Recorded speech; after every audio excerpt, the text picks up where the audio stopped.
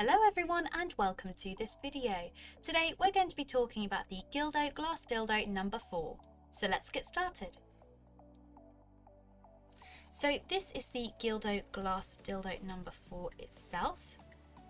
A very elegant and interesting design. This is not your standard dildo.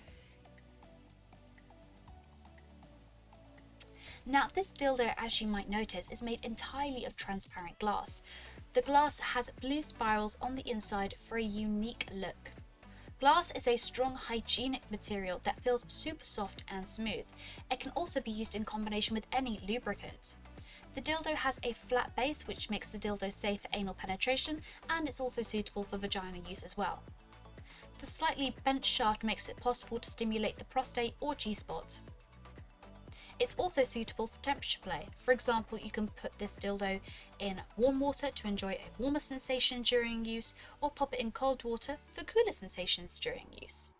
As mentioned before, we would recommend to use either a water-based lubricant, or you can even use a silicone-based lubricant. The choice is up to you.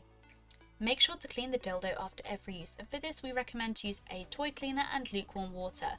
Alternatively, you can also use a mild antibacterial soap and lukewarm water as well.